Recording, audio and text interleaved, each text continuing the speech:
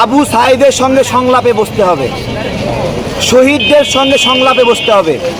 আর আমরা না রাজাকার, রাজাকারের সঙ্গে বসতে লজ্জা করছে না? ছাত্র ভাইদেরকে আপডেট দেই, হাসিনা স্পেনে পালাচ্ছে, সবাই তাকে আটকানোর ব্যবস্থা করেন।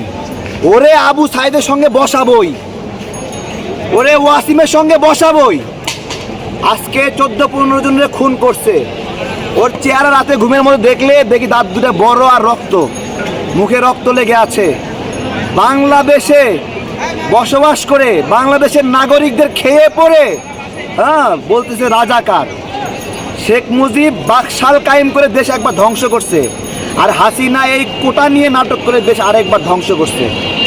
এবং বাকশালের যেই পরিণতি হয়েছে, হাসিনার ওই পরিণতি হবে। স্পেন যাওয়া ঠেকাতে হবে হাসিনাকে, ওর বিচার এই দেশেই হবে।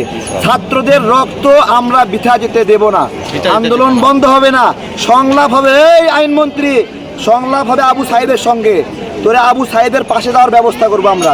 আবু সাঈদের পাশে বসে তুই সংলাপ করবি। আদালত দিয়ে নাটক মারাইছো, তাই না? আদালত আদালত খেলা।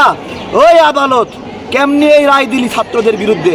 এখন আবার নরম হইছস কেন? স্টুডেন্ট কেন হত্যা করলো? আমাদের সবসময় লাঠি ধরতে হবে না? স্টুডেন্টকে কেন বুকে গুলি চালালো? যথাযথ ব্যবহার জানে, ঠিক আছে?